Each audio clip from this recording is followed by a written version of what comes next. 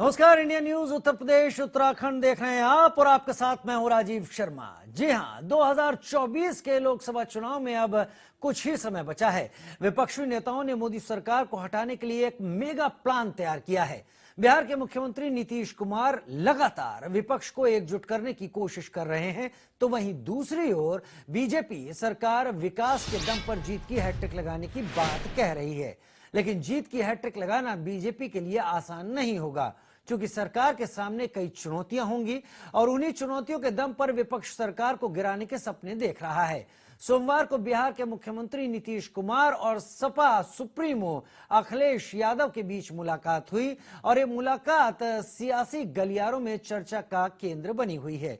सुशासन बाबू ने यह ऐलान कर दिया कि वो प्रधानमंत्री पद के लिए उम्मीदवार नहीं हैं, वो तो बस देश हित की बात कर रहे हैं। लेकिन इस मुलाकात के जरिए जो संदेश था वो आने वाले 2024 के चुनावों को लेकर दिया जाने वाला संदेश था।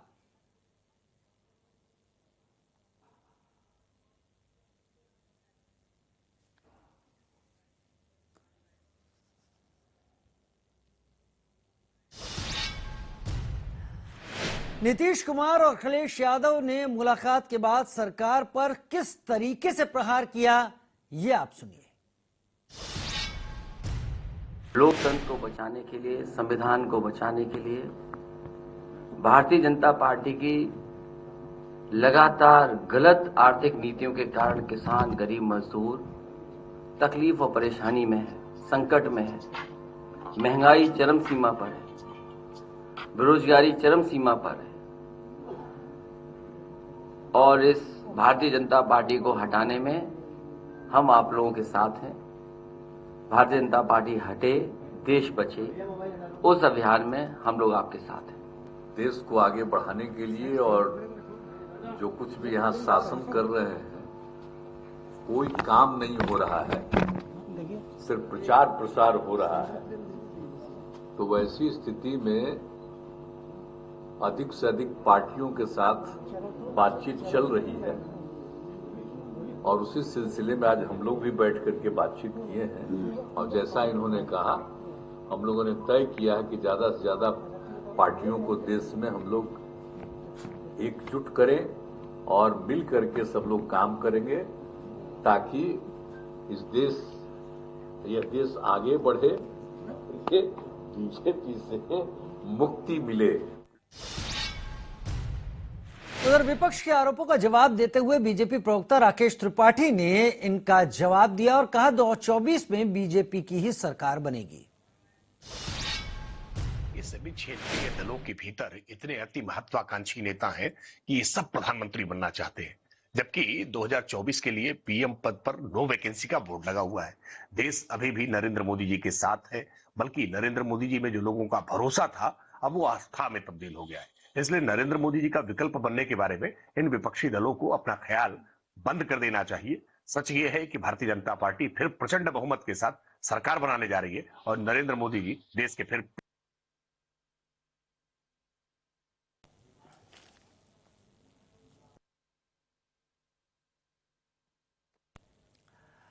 तो बड़े सवाल की भी बात कर लेते हैं। बात बड़ी बहस की है तो सवाल भी बड़े ही होंगे। नीतीश अखिलेश की चाणक्य नीति से क्या बीजेपी फंसेगी? अखिलेश नीतीश की मुलाकात में आखिर बात क्या हुई? किस बात पर फोकस रहा? 24 में कौन होगा विपक्ष का पीएम पद का उम्मीदवार? अखिलेश राहुल को मिला पाएंगे क्या नीतीश कुमार? क्या ये दोनों एक साथ आएंगे? 24 के रण में किन मुद्दों के साथ उतरेगा विपक्ष? महागठबंधन का ऐलान, क्या अखिलेश को मिलेगी कमान? तो कई सारे ऐसे सवाल हैं जिन सवालों के जवाब तलाशे जाने अभी बाकी हैं।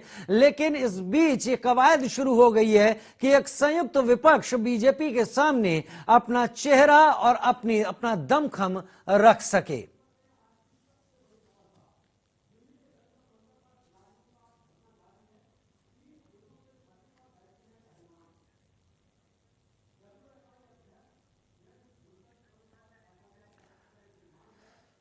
तो तस्वीरें आप देख रहे हैं इस वक्त अखिलेश यादव और बिहार के मुख्यमंत्री नीतीश कुमार की। ये मौका था इन दोनों के बीच आगे आने वाले समीकरणों को साधने और समझने का, और इसके जरिए 2024 में संयुक्त विपक्ष के तौर पर अपनी स्थिति मजबूत करने का, क्योंकि निशाने पर सामने बीजेपी है और बीजेपी जिस विकास की बात पर अब तक जनता के दिलो दिमाग पर छाई हुई है, उस विकास को चुनौती देने की कोशिश में संयुक्त विपक्ष सामने रहेगा और उसकी तस्वीरें अब दिखनी शुरू हो गई हैं।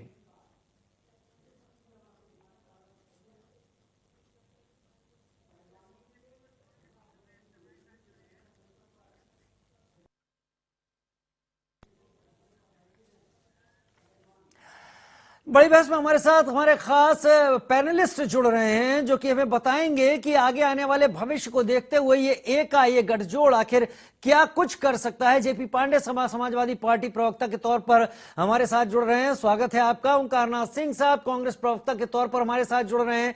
सत्येंद्र सिंह जी राजनीतिक विश्लेषक के तौर पर हमारे साथ जुड़ रहे हैं, और कुछ देर में दीपक सोनकर भी हमारे साथ बीजेपी प्रवक्ता के तौर पर जुड़ेंगे। तो ये तस्वीरें, ये कोशिश हम सभी समझ रहे हैं, राजनीतिक पार्टियां इसे बेहतर तरीके से समझ रही हैं। हमारे साथ जेपी पांडे साहब इस वक्त जुड़े हुए हैं समाजवादी पार्टी के प्रवक्ता के तौर पर। शुरुआत जेपी पांडे साहब आप ही के साथ कर लेते हैं। बिहार के मुख्यमंत्री नीतीश कुमार निकले बिहार से तो मिलने पहुंचे समाजवादी पार्टी सुप्रीमो अखिलेश यादव से। क्या जो सोच लेकर वो निकले हैं, वो तस्वीर, वो एकता, वो 2024 में बीजेपी को दिया जाने वाला चैलेंज जमीन पर कितना पुख्ता आप देख पा रहे हैं?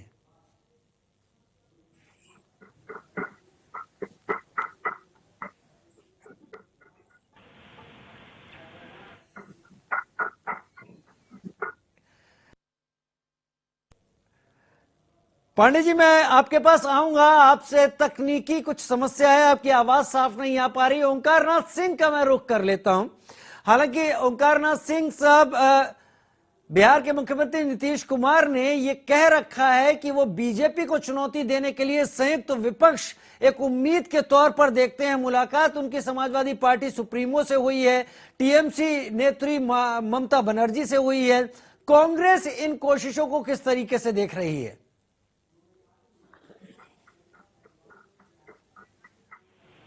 इन मुलाकात के पहले कांग्रेस अध्यक्ष से भी उनकी मुलाकात हुई थी, जिसमें राहुल गांधी भी मीटिंग में थे, और तेजस्वी जी और नीतीश जी दोनों लोगों ने वहां मुलाकात की थी। कांग्रेस इस प्रकार के हर पहल का स्वागत करेगी जो बीजेपी को हराने के लिए जितने भी विपक्षी दल एक साथ आएंगे उनका स्वागत करेगी और पूरी तरह से उनके साथ में खड़ी रहेगी। देखिए, कांग्रेस पार्टी का कोई ईगो नहीं है, कांग्रेस पार्टी ने कोई शर्त नहीं रखी हुई है, लेकिन हम सब मिलकर इस देश को बचाने के लिए, इस देश के लोकतंत्र को बचाने के लिए हमें जो है एक साथ विपक्ष को आना पड़ेगा और इस भारतीय जनता पार्टी को हराना पड़ेगा। ठीक है, देश को बचाने के लिए, देश के लोकतंत्र को बचाने के लिए एक साथ आना पड़ेगा और बचाना पड़ेगा। अपने को बचाना पड़ेगा या देश के लोकतंत्र को बचाना पड़ेगा, ये जनता तय करेगी, क्योंकि सारे समीकरण इसी कवायद में बनते हैं। मैं जेपी पांडे साहब का एक बार और रुख कर लेता हूं। जेपी पांडे साहब, मुलाकात समाजवादी पार्टी सुप्रीमो के साथ हुई है बिहार के मुख्यमंत्री नीतीश कुमार की। इस संभावित गठबंधन और संभावित विपक्षी एकता जिसकी बात कही जा रही है, क्या यह हकीकत में उतने ही ताकत के साथ जमीन पर उतरने की कोशिश कर रहा है, या फिर आपको लगता है अभी समय थोड़ा लगेगा?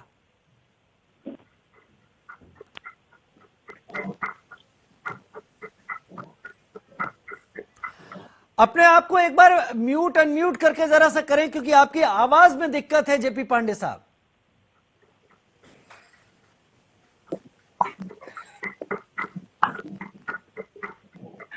नहीं आ पा रही। मैं कोशिश करता हूं एक बार फिर कि हमारा तकनीकी जो हमारे सहयोगी हैं वो आपकी आवाज की क्लैरिटी ले आए। मैं रुक करना चाहूंगा इस वक्त दीपक सोनकर साहब का। दीपक सोनकर साहब बीजेपी प्रवक्ता के तौर पर हमारे साथ इस वक्त जुड़े हुए हैं।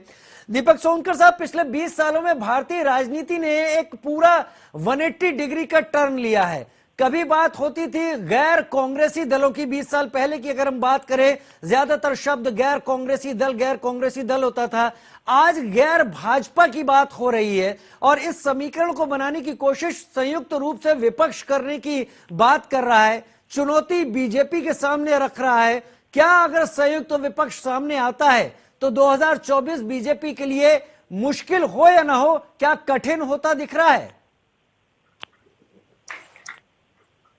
देखिए, जिस तरीके से लगातार विपक्ष एक साथ हो रहा है, बहुत अच्छी बात है। विपक्ष को एक साथ हमने 2014 में भी देखा था और 2 युवा लोग उत्तर प्रदेश में उतरे थे एक साथ 2019 में, वो भी हमने देखा।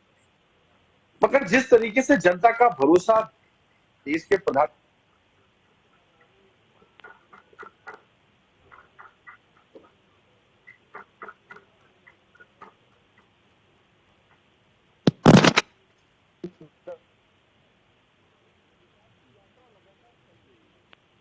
जिस तरीके से आज उत्तर प्रदेश की जो छवि थी, जो उत्तर प्रदेश का परिदृश्य था, जो उत्तर प्रदेश की तस्वीर थी, वो उत्तर प्रदेश की तस्वीर को बदलने का काम किया है। कहीं ना कहीं जो उत्तर प्रदेश की तस्वीर दंगलियों के प्रदेश में हुआ करती थी, अपराधियों के प्रदेश में हुआ करती थी, आज वो बदलने का काम किया है। जहां हमने अंतिम पायदान पर खड़े हुए व्यक्ति को भी योजना से जोड़ने का काम किया है, जो व्यक्ति को सशक्त करने का काम किया है, हर वर्ग को नेतृत्व देने का काम किया है, हर वर्ग को साक्षरता के माध्यम से उच्च स्तर कैसे पहुंचाया जाए, उसकी चिंता देश के प्रधानमंत्री नरेंद्र मोदी जी ने की है। और उसी का मुकाम है कि लगातार जनता का आशीर्वाद, जनता का भरोसा 2014 से भारतीय जनता पार्टी के साथ। रही बात 2024 की, जिस तरीके से भारतीय जनता पार्टी एक ऐसी पार्टी है जो 365 दिन 12 महीना जनता के बीच में लगातार जनता की समस्या और समाधान के लिए काम करती है। लगातार जनता के बीच में हमारे केंद्र के मंत्री, राज्य के मंत्री जनता की योजना कैसे अंतिम पायदान के व्यक्ति तक पहुंचे, इसकी चिंता करती है। और जो देश का संकल्प और प्रदेश का संकल्प जो कार्यकलाप बदल के खड़ा हुआ है, आज उत्तर प्रदेश की जनता देख रही है और जनता महसूस कर रही है। और इसीलिए जनता का भरोसा, जनता का आशीर्वाद निश्चित तौर पर भारतीय जनता पार्टी के साथ है। और जो संकल्प के साथ हम लोग बढ़ रहे हैं, देश के प्रधानमंत्री ने जो एक विजन और मिशन के तहत में काम करने, देश को बदलने का काम किया है, जो make in India, made in India, आधुनिक भारत को बदलने का काम किया है, वो निश्चित तौर पर एक भरोसा के कार्य करने का काम किया गया है और उसी भरोसे के साथ भारतीय जनता पार्टी चल रही है। ठीक है, बदलने का काम किया, उसी भरोसे के साथ भारतीय जनता पार्टी आगे चल रही है। आप इस बात को यहां पर थोड़ा सा आप कंजूसी कर गए, क्योंकि संयुक्त विपक्ष इस बार आपके सामने आ रहा है। 2019 में भले 2 युवा नेताओं, इस बार सभी पार्टियां एक साथ सामने खड़ी हो रही हैं। समीकरण तो बदलते ही हैं और राजनीतिक विश्लेषक इस बात पर ज्यादा सही जानकारी हमारे सामने रखेंगे, क्योंकि पार्टी का तो अपनी विचारधारा सामने नहीं लाएंगे कभी। सत्येंद्र सिंह जी हमारे साथ वरिष्ठ राजनीतिक विश्लेषक के तौर पर जुड़े हुए हैं। सत्येंद्र जी, जो कोशिश बिहार के मुख्यमंत्री नीतीश कुमार कर रहे हैं, क्या ये पूरी तरह से 2 ध्रुवीय चुनाव करने की तैयारी कर रहे हैं, जिसमें संयुक्त विपक्ष अपने वोटों को अपने पाले में कर बीजेपी को सत्ता से बाहर करने की कोशिश करने की तैयारी में है? और क्या आपको इस तैयारी में दम लगता है? बहुत बहुत धन्यवाद प्रश्न के लिए। देखिए, बात यहाँ पर अगर ये हम कहें एक राजनीतिक समीकरण की, जहाँ पे हम चुनाव में 2024 सारी पार्टियों को खड़े हुए देखेंगे, तो ये जो एक समीकरण बनेगा और जो समर है उसके बीच का एक बड़ा अच्छा परिदृश्य है, जहाँ पे भारतीय जनता पार्टी अपने आप को जीतने के लिए लगातार लगा के रखी हुई है। वहाँ पे जो आप कह रहे हैं कि बाकी पार्टियां, जिसमें कि आपके बसपा है, सपा है, कांग्रेस है, नीतीश जी की अपनी पार्टी है, उधर आपकी ममता जी की पार्टी है, तो सर सारी पार्टियां जो क्षेत्रीय स्तर पे अपने आप को सीमित करके आ पाती हैं, वो कहीं ना कहीं एक साथ इकट्ठा होना चाहती हैं और वो भाजपा को हराना चाहती हैं। तो एक मनोवैज्ञानिक गेम भी होता है और एक रणनीतिक कहीं ना कहीं बढ़त भाजपा को मिलती हुई इसलिए दिखाई देती है कि वो जीतने के लिए प्रयास कर रहे हैं और ये सामूहिक गठबंधन बनाने का प्रयास कर रहे हैं ताकि वो भाजपा को हराएं। तो ये दोनों में वो ऑलरेडी आगे निकले हुए हैं और ये पीछे से सारे लोग अभी इकट्ठा हो रहे हैं और उनको करने के लिए है। कल की आप चुनावी रैली जो देखिए, जो वहाँ पे प्रधानमंत्री जी गए केरला में और कर्नाटका में अमित शाह जी की पार्टी का रैली हुआ, ये वहाँ के लोकल इलेक्शन के साथ साथ में आगे की जो 24 की तैयारी है वहां पे कर रहे हैं। यहाँ पे कि नॉर्थ इंडिया में उनका बड़ा अच्छा कंसोलिडेशन है, जहाँ से वो पूरे उत्तरी भारत से अच्छा खासा टिकट लेके निकलते हैं, सीट निकलते हैं, मत उनको बहुत अच्छा प्राप्त होता है। वो साउथ में अपने आप को और पैठ बनाने की कोशिश कर रहे हैं। नॉर्थ ईस्ट में क्या स्थिति है वो हम देख चुके हैं। नहीं आ तो रही आवाज, शुरू में नहीं था। हाँ, तो कहने का भाव यह है कि भाई वहां पर ये लोग अभी अभी आपस में गठबंधन करेंगे, अभी 6 महीने के बाद में आपका कहीं ना कहीं चुनावी स्थितियां आने लगेंगी, इलेक्शंस की तैयारियां शुरू होंगी, चुनाव आयोग सक्रिय होगा, तो ये 6-7-8 महीने के आसपास में इनके पास समय रहेगा जिसमें ये केवल अपनी गठबंधन और बाकी चीजों पे बात करते रहेंगे, और वो ऑलरेडी कंसोलिडेशन पे है। तो एक लीडिंग एडवांटेज भाजपा को यहाँ पे स्पष्ट दिखाई दे रहा है, लीडिंग एडवांटेज दिखाई दे रहा है स्पष्ट तौर पर भाजपा को, लेकिन जब गठबंधन होने शुरू होते हैं, एकता होनी शुरू होती है, तो इस बात में कोई दो राय भी नहीं कि वोटर अपने पाले में करने की पूरी तरह से कवायद की जाती है, और वोटर अगर एकजुट होकर ही वोट दे देता है तो समीकरण बिगड़ते हैं, उसका डर दोनों ही तरफ लगा रहता है। जेपी पांडे साहब मेरे साथ इस वक्त समाजवादी पार्टी के प्रवक्ता के तौर पर जुड़ गए हैं। जेपी पांडे साहब, ये जो संयुक्त विपक्ष अब बीजेपी के सामने चुनौती रखने की तैयारी में आ गया है, जिसकी मुलाकातें भी शुरू हो गई हैं, अब से आज की तारीख से अगर देखूं तो करीब करीब 1 साल का ही वक्त है, या उससे भी कुछ कम आम चुनाव के लिए। तो अब जो तस्वीर आप सामने रखने की कोशिश कर रहे हैं, क्या आपको लगता है अभी थोड़ा और काम किए जाने की जरूरत है, या फिर जो कुछ भी तैयारी की थी वो अब जमीन पे उतार ही रहे हैं, तैयारी हो चुकी है बीजेपी के सामने एक संयुक्त विपक्ष खड़ा करने की? देखिए, राजनीतिक परिवर्तन के बारे में एक बड़ी अच्छी कहावत है कि ये परिवर्तन वैसे ही उगते हैं जैसे बबूल के पेड़। तो इसमें कोई बड़ा प्रयास करने की जरूरत नहीं है। जब स्थापित व्यवस्था चाहे किसी रीजन या किसी आवाम के हिस्से के हित के प्रतिकूल है, या उस पे जाने अनजाने में अत्याचार अनाचार कर रही है, तो अगर डेमोक्रेटिक सिस्टम है, उनको व्यक्त की आजादी है, संगठित होने की आजादी है, तो खुले तौर पे होगा, वरना गुप्त संगठन के रूप में होगा। लेकिन वो तो इस देश की फितरत है। आप अगर देखिए 1857 में मान लीजिए अंग्रेज कहिए कि स्वाभाविक है डिक्टेटरशिप चलाते थे, तब भी क्या अलग अलग अंचलों में, चाहे बुंदेलखंड में झांसी रानी रही हो, कुंवर सिंह रहे हो, तो पूरे देश में आग लगी थी। आजादी के बाद, उसके बाद 1942 में यही हुआ, 77 में यही हुआ। तो आप ये जान लीजिए कि ये जो हुकूमत चल रही है भाजपा की, साधारण हुकूमत नहीं है। नहीं, आप सोचिए कि अगर सब नॉर्मल रहता तो विपक्ष की एकता का औचित्य क्या है? क्यों विपक्ष एक होता? लेकिन अगर आप आंचलिक प्रतिनिधित्व करते हैं, मेरा मतलब आप द्रविड़ अस्मिता के प्रतिनिधित्व, कर्नाटक में, तमिल में जो क्षेत्रीय दल है, तो उनको निश्चित रूप से उनकी अस्मिता का खतरा है। अगर आप पिछड़े दलित, अगर सामाजिक न्याय के रहनुमा है, तो आपका हकूक की डकैती कर दी गई है, क्योंकि उदारवाद के नाम से कहिए कि जो सिस्टम बना है, निश्चित रूप से आर्थिक हितों पे कुछ खास लोग, 102 से 166 अरबपति हैं, हर दिन 21 किसान आत्महत्या कर रहा है, 115 दिहाड़ी मजदूर आत्महत्या कर रहा है, और 2300 किसान भूमिहीन हो रहे हैं। तो अगर आप किसान, दलित, पिछड़े की रहनुमाई कर रहे हैं, तब भी आप हाशिए पे हैं। तो आप यूथ हैं, बेरोजगारी का दंश झेल रहे हैं। तो इसलिए प्रजा का कोई भी हिस्सा, इनके कुछ मुट्ठी भर मर्दवादी लोग, क्योंकि आरएसएस, मैं मर्दवादी शब्द जो है जानबूझ के कहा, क्योंकि आरएसएस एक ऐसा संगठन है जिसमें महिलाओं की एंट्री हराम है, और महिलाओं को बराबरी देने का, अगर आप देखेंगे हिंदू कोड बिल से लेके जब जब प्रयास हुआ, तो संघ, उसका पूरा परिवार विरोध किया।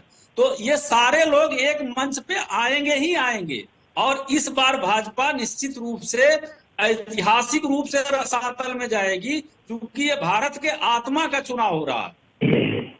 जेपी पांडे साहब, एक बात बताइए, ऐसा तो नहीं है कि यहां पर सरकार को सत्ता से बाहर करने से ज्यादा खुद का जो अस्तित्व है उसे भी बचाना अब जरूरी हो गया है? क्योंकि एक साथ आकर कई जगह पर लोगों ने लड़कर देख लिया। उत्तर प्रदेश 2019 ने, जहां पर ये तमाम कयास लगने लगे थे कि हो सकता है बीजेपी की सरकार रिपीट ना हो, लेकिन विधानसभा स्तर पर तो जो प्रदर्शन था किसान आंदोलन के तुरंत बाद, वो बीजेपी ने साबित करके दिखाया कि कोई भी किसी भी तरीके से गठबंधन करके आ जाए, उसे परास्त कर सकती है। तो अपना अस्तित्व बचाना क्या यहां पर बड़ी बात नहीं लग रही आपको? भाई, आपकी बात सही है। देखिए, काठ की हांडी बार बार नहीं चढ़ती है।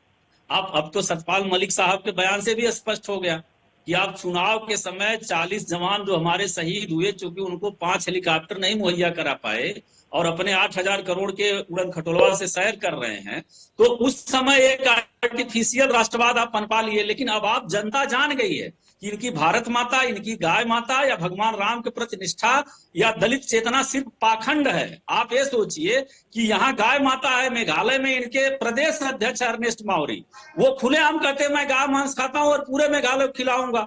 अमित शाह उनके साथ मंच साझा करते हैं। यहाँ अखलाक के घर में घुस जाएंगे, अगर उसके घर में बीफ है तो उसको पीट पीट के हत्या कर देंगे, लेकिन मावरी के साथ मंच साझा करेंगे और स्लाटर हाउस जो है संगीत सोम चलाएंगे। वैसे ही इनके भगवान राम की निष्ठा भी स्पष्ट है। चूंकि अयोध्या के लल्लू सिंह सांसद हमारी पार्टी के नहीं है, उन्होंने ही बताया कि पवित्र जमीन कैसे लूट ली इन लोगों ने। तो इनकी कोई यहाँ इलाहाबाद में जाके प्रधानमंत्री जी दलित भाइयों का पैर पखार रहे थे। बताइए, इन्हीं के नगर विकास राज्य मंत्री कौशल किशोर जी जो हमारे प्रदेश के सांसद हैं, उन्होंने सदन में कहा कि 330 वाल्मीकि भाई सीवर की सफाई करते हुए इसलिए मर गए कि सुरक्षा उपकरण नहीं थे। तो आप ये, और उत्तर प्रदेश में अकेले 47 हैं, केरल में केवल 1 है। तो आप ये सोचिए कि आप पांव पखार रहे हैं, लेकिन वो जो शहीद हुए 330 लोग हैं, उनकी आत्मा के बारे में कुछ नहीं सोच रहे हैं, उनकी लाशें चीख रही हैं। ठीक है, इनका जवाब मैं लूंगा, इनका जवाब मैं ले लूंगा दीपक सोनकर से, इनका जवाब मैं ले लूंगा। मेरा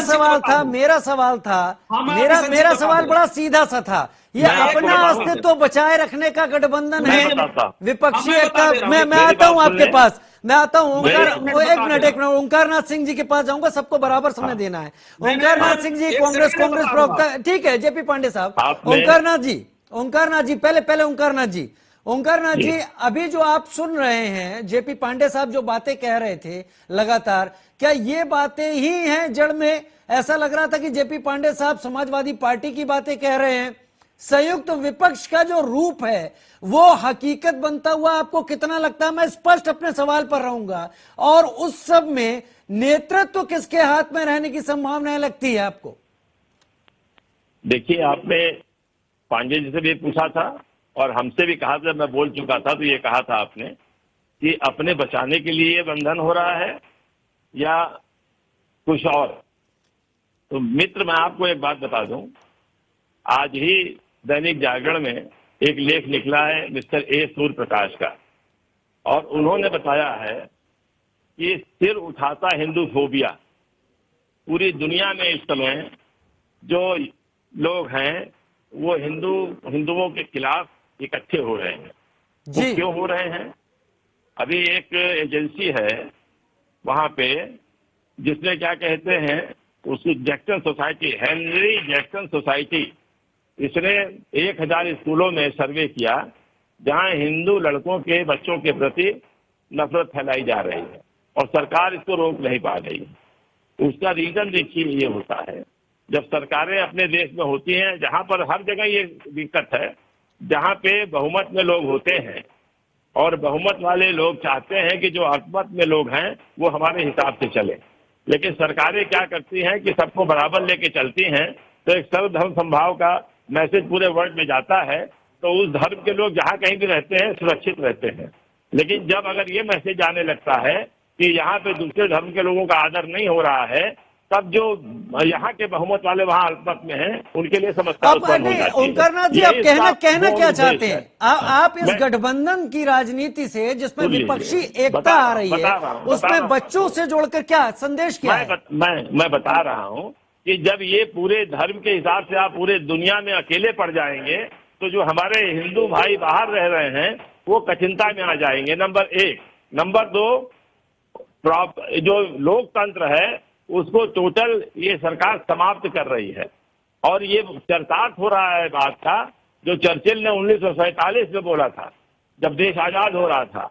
उन्होंने बोला था, if independence is granted to India, power will go to the hands of rascals, rogues, freebooters, all Indian leaders will be of low calibre and man of strong. तो ये चर्चिल ने कहा था। हमारे देश के प्रधानमांत्री पंडित जवाहरलाल नेहरू से अब तक के प्रधानमंत्री सबने इस देश के लिए काम किया है।